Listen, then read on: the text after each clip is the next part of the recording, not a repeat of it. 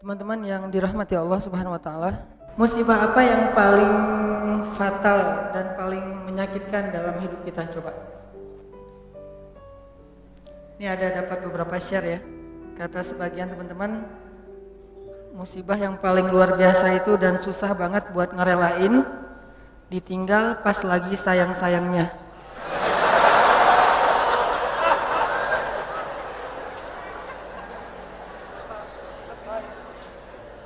Saya tuh pas baca ini jadi mengenang lagi masa lalu sih.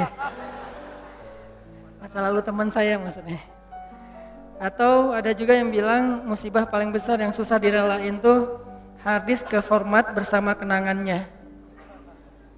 Jadi tiba-tiba harddisknya error dan di dalamnya banyak foto-foto tentang masa lalu. Terus ada juga yang bilang ketika memasukkan uang 1.000 yang ternyata uang 100.000 ke kotak amal. Masa itu musibah? Ada juga yang bilang musibah yang susah kita rela itu adalah Ronaldo pindah ke Juventus.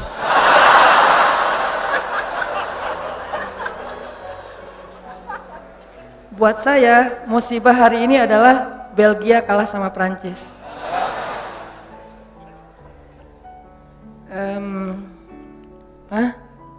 Ada yang bilang musibah itu adalah ketika sosok yang kita pilih gagal di pilgub.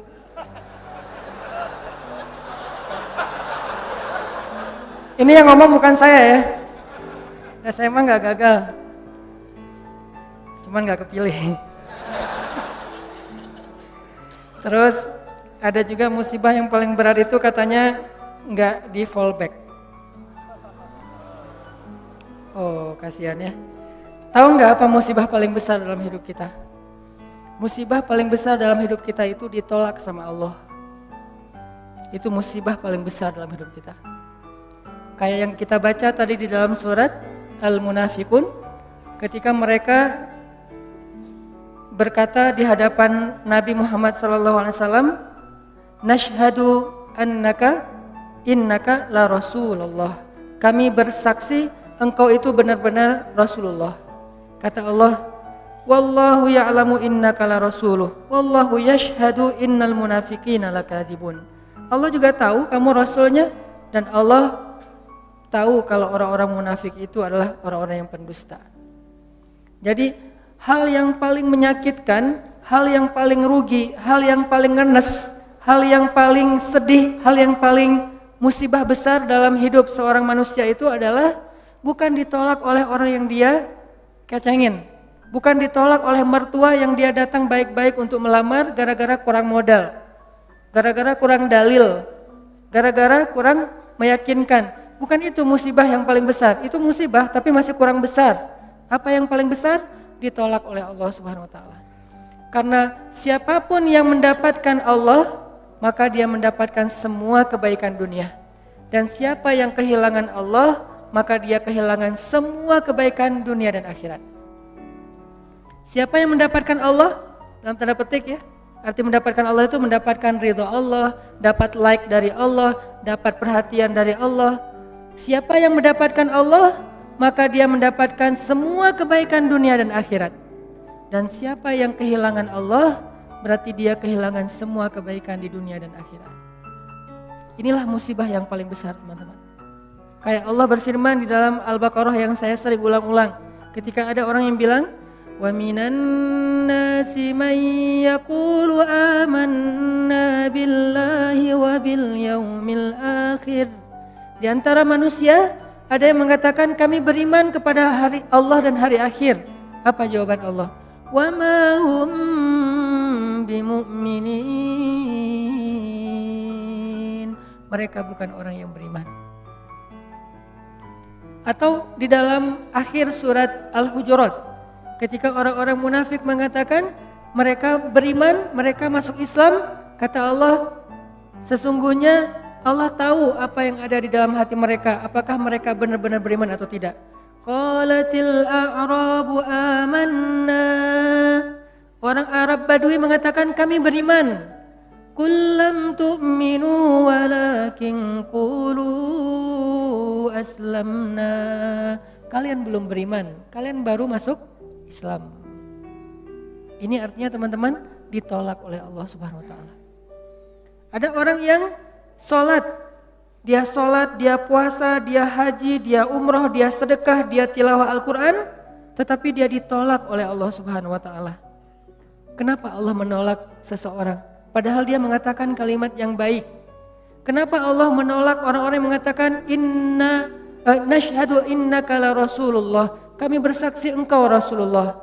Kenapa Allah menolak orang-orang yang mengatakan amanna billahi wa bil yaumil akhir, kami beriman kepada Allah dan hari akhir. Kenapa Allah menolak orang-orang yang mengatakan amanna, kami telah beriman? Kenapa Allah menolak mereka teman-teman? Padahal ucapan mereka baik. Mereka enggak mengatakan Allah itu maunya apa, Allah itu enggak fair, Allah itu enggak adil, Allah itu kikir, Allah itu tangannya terbelenggu seperti kata-kata orang Yahudi. Mereka enggak ngomong kayak gitu, yang mereka ucapin itu baik. Kenapa ditolak oleh Allah? Karena Nabi mengatakan innallaha la yanzuru ila aswarikum wala ila a'malikum wala ila amwalikum walakin yanzuru ila qulubikum. Allah enggak melihat penampilan kalian, Allah enggak melihat harta kalian, Allah enggak melihat perbuatan kalian. Yang pertama Allah lihat itu adalah qulubikum, niat kalian. Maksud qulub di sini niat.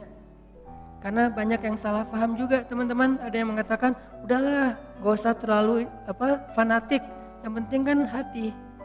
Allah kan ngelihat hati. Maksud ngelihat hati ini bukan ngelihat organ yang bernama jantung. Yang maksud ngelihat hati ini bukan ngelihat apa yang kita rasain, bahagia, gak bahagia, bukan. Maksud walakin yanzur ila qulubikum ay yanzur ila niyatikum. Maksud melihat kepada hati itu adalah Allah melihat ke dalam niat kalian. Apakah kalian mengatakan itu dengan jujur bahwa kalian benar-benar beriman, atau itu hanya basa-basi? Apakah kalian mengatakan itu dengan jujur karena benar-benar yakin berserah diri kepada Allah, atau itu hanya modus supaya ditolong oleh Allah, kemudian besok kalian akan meninggalkan Allah setelah mendapatkan kebaikan itu? Allah Maha tahu. Sehingga Allah mengatakan di surat Al-Mulk, wa asirru qaulakum aw ijharu bih innahu alimun bidzatis sudur. Kalian rahasiakan atau kalian tampakkan apa yang ada di dalam hati kalian, innahu alimun bidzatis sudur. Allah tahu banget apa yang ada di dalam dada kalian. Buat Allah, bisikan hati kita sejelas teriakan lisan kita. Gak ada bedanya. Kita teriak pakai mic, kita katakan bohong, saya nggak percaya sama Allah.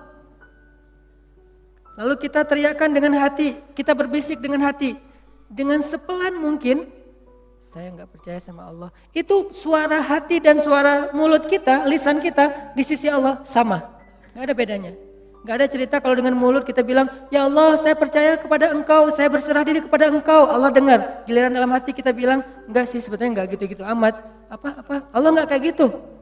Karena Allah mendengar isi hati kita, sejelas mendengar suara dengan lisan kita. Sangat jelas.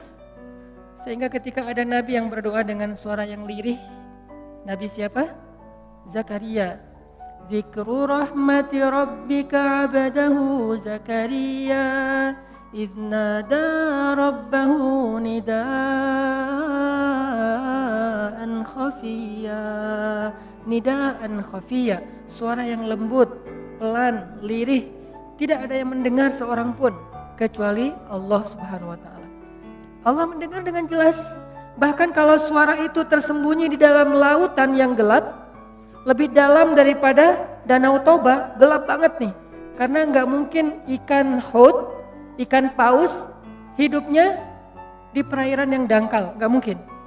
Dia hidup di perairan yang dalam, yang mungkin kedalamannya di bawah 1 kilometer. Bahkan kalau seseorang kemudian ditelan ikan haut, ikan paus, lalu ikan paus itu membawanya ke dalam lautan, di dalam samudra, tiba-tiba orang yang di dalam perut ikan itu bersuara, Subhanaka inni kuntu minaz zalimin, Subhanaka inni kuntu minaz zalimin. Pelan sekali suara itu terdengar dengan jelas di arasy Allah Subhanahu wa taala. Jadi nggak ada yang tersembunyi dari Allah. Sehingga apa yang menyebabkan kita ditolak oleh Allah teman-teman? Bukan ucapan kita kurang fasih. Bukan bacaan Al-Quran kita kurang makhraj, kurang bagus tajwidnya. Bukan ketika kita sholat gerakan kita kurang sempurna, bukan. Tapi hati kita yang kurang ikhlas, itu penyebab seseorang ditolak. Bisa jadi gerakan sholatnya sempurna, bisa jadi bahasa Al-Qurannya ketika dia membaca indah sekali, kalau hatinya tidak seperti yang dia ucapkan, kalau hatinya tidak ikhlas kepada Allah, Allah tolak semuanya. Sehingga salah satu di antara 3 orang yang pertama masuk neraka padahal dia soleh siapa? Qari'ul Quran, orang yang membaca Al-Quran dengan baik. Hafiz 30 juz dengan 10 qiraat plus riwayat. Kan ini enggak mudah kan? Hafal 30 juz, 10 qiraat pakai riwayat. Karena saya pernah ngalamin sulitnya mencari atau mendapatkan riwayat Al-Quran itu susah banget. Saya termasuk orang yang belum berhasil mendapatkan itu. Pernah saya mau daftar ke guru saya, Syekh Tariq Faris di Mesir. Syekh, saya pengen ngambil riwayat Al-Quran.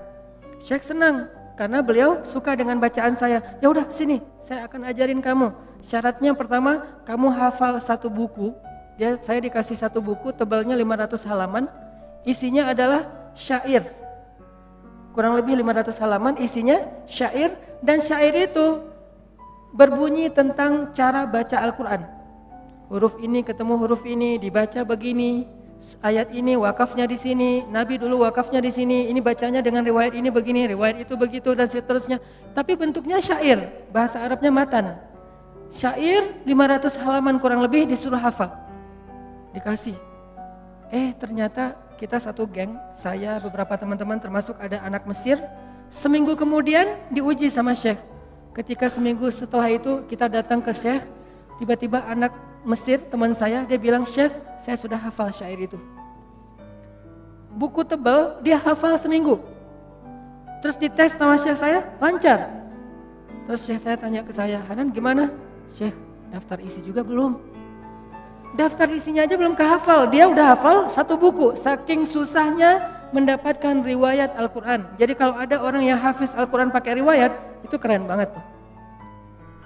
Tapi sekeren itu, sedahsyat itu, sesulit itu dia memperoleh 1 riwayat Al-Quran, kalau nggak ikhlas, habis semuanya. Riya sedikit aja, riya itu nggak perlu ke ribuan orang, 1 orang cukup. Karena riya itu kan nggak harus, saya riyanya cuma 1 orang doang kok, masa hilang sih? Enggak, 1 orang aja kalau kita riya, habis. Apalagi riyanya kepada ribuan orang.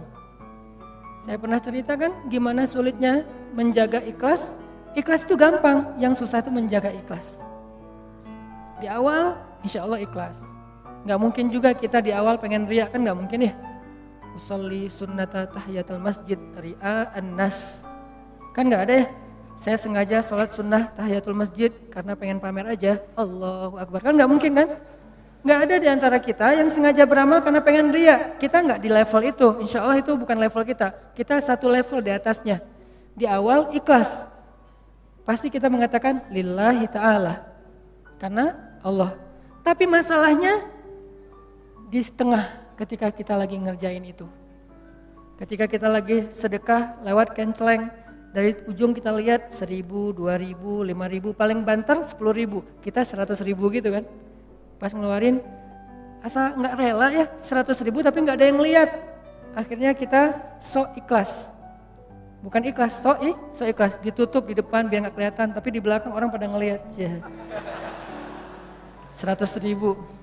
Terus nggak dimasukin semuanya, harus ada sisanya, terutama yang bagian angka. Geser aja ke sebelah, biar dilihat, 100.000. Pura-pura ikhlas. Ini namanya meriakkan keikhlasan. Meriakkan keikhlasan. Jadi gak gampang teman-teman untuk ikhlas.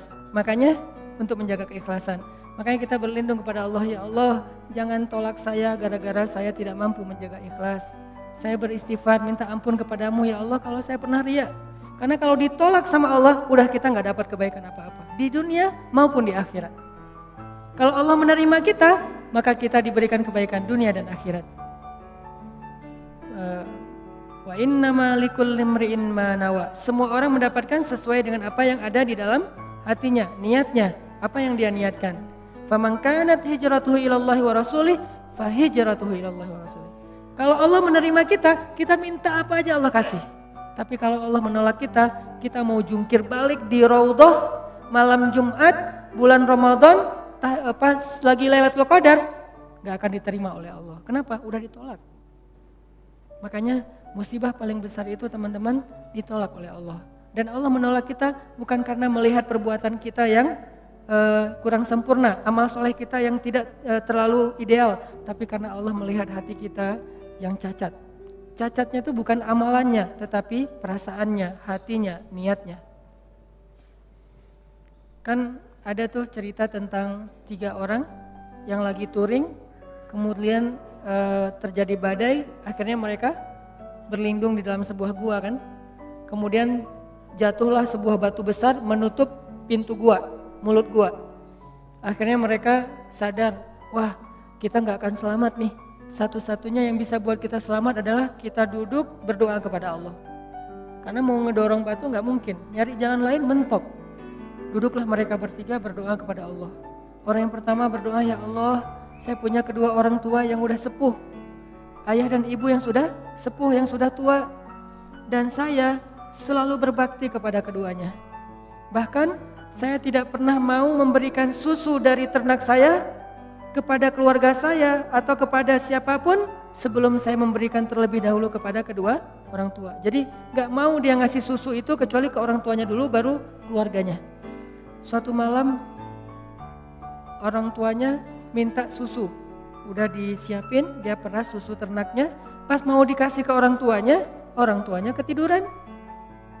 Dia biasanya kalau udah ngasih ke orang tuanya, baru dia ngasih ke keluarganya, istrinya, anaknya. Kali ini orang tuanya minta susu, pas udah mau dikasih ketiduran. Akhirnya dia tunggu di sebelah orang tuanya yang tidur sampai mereka bangunnya subuh. Dia berdiri sambil megang susu. Kenapa? Dia nggak mau nanti orang tuanya tiba-tiba bangun, manggil dia untuk 2 kali. Dia nggak mau orang tuanya memanggil dia 2 kali. Dia hanya dia pengen sekali manggil udah ada. Sehingga kalau misalnya nanti orang tuanya bangun, dia langsung memberikan susu. Dia tungguin megang susu sampai subuh. Kebayang nggak dari habis Isya, megang susu, berdiri sampai subuh demi ingin menyenangkan hati kedua orang tuanya. Dan resikonya apa? Resikonya pegel. Resiko yang lain apa? Resiko yang lain dia tidak tidur semalaman. Resiko yang lain dia tidak memberikan susu itu kepada istri dan anak-anaknya yang juga membutuhkan demi mendahulukan orang tuanya. Lalu dia mengatakan, ya Allah, kalau engkau ridho, engkau menerima kebaikan saya itu, birrul walidain, amal soleh saya itu, karena dia tidak mengharapkan apa-apa kecuali Allah, maka selamatkanlah kami ya Allah. Terbuka pintu itu sedikit, mulut gua, batu itu bergeser. Tapi belum bisa keluar orang. Orang yang kedua berdoa lagi, ya Allah, saya punya sepupu, cantik, saya suka sama dia, tapi dia nggak perhatian sama saya, dia cuek sama saya, dia kayak biasa aja sama saya. Sampai suatu saat dia butuh saya, dia pinjam duit 150 dinar, saya bilang saya akan bayar dengan syarat kamu mau tidur bareng dengan saya. Akhirnya saya pinjamkan 150 dinar, sebelum saya menidurinya, dia mengatakan, ya fulan, ittaqullah, takutlah kamu kepada Allah. Akhirnya saya sadar, saya pun lari meninggalkannya, karena saya tidak mau terjebak dalam perbuatan zina, karena saya takut kepada engkau ya Allah. Seandainya engkau ridho dengan apa yang saya lakukan, saya tidak melakukan itu kecuali takut kepadamu ya Allah. Takut ya, cinta, takut, berharap itu semuanya bagian dari iman. Gak usah dibenturkan. Karena takut kepadamu ya Allah, maka selamatkan kami. Bergeser lagi itu batu besar. Tapi belum bisa keluar orang. Yang ketiga berdoa, ya Allah, saya punya pekerja, saya punya pegawai yang suatu saat pulang ke rumahnya, pulang ke kampungnya, belum mengambil gaji. Lalu gaji itu saya kembangkan, saya berdayakan sampai bisa membeli ternak yang banyak, memenuhi lembah, onta, kemudian domba, dan segala macam. Tiba-tiba dia datang, Tuhan saya pengen mengambil gaji saya katakan gaji kamu itu semuanya. Tuhan jangan bercanda, gaji saya nggak sebanyak itu. Ya memang, tapi sudah saya kembangkan menjadi berkah dan berkembang. Maka itulah semua hasilnya. Lalu dia mengambil semua ternak-ternak itu dan tidak menyisakan satupun untuk saya. Kalau engkau ridho ya Allah, selamatkan kami. bergeser lagi batu itu dan mereka bisa keluar. Ini kalau Allah menerima kita, teman-teman. Wa may yattaqillaha yaj'al lahu makhraja. Siapa yang taat kepada Allah, siapa yang bertakwa kepada Allah, siapa yang ikhlas kepada Allah. Karena salah satu makna takwa itu ikhlas. Kan Nabi bilang at-taqwa hahuna kan? Takwa itu di sini, bukan di sini. Takwa itu bukan di sini, bukan di sini, bukan di pakaian. Takwa itu di sini. Ada orang yang pakaiannya menarik, ada orang yang tutup kepalanya menarik, ada orang yang ucapannya fasih dan menarik. Sehingga kata Allah di surat Al-Munafikun, kalau kalian melihat penampilan mereka, kalian akan takjub. Kalau kalian mendengar ucapan mereka, kalian pasti akan mengikutinya. Apa maksudnya? Penampilannya meyakinkan sekali sebagai orang solih.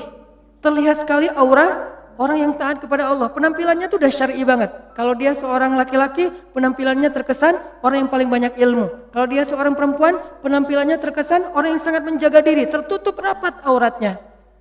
Dan kalau dia bicara, kalian akan mendengar ucapan mereka. Kenapa? Dia bicara Allah berfirman, Rasulullah bersabda, Allah berfirman, Rasulullah bersabda. Semuanya dalil. Kenapa malah Allah menyebut mereka orang munafik?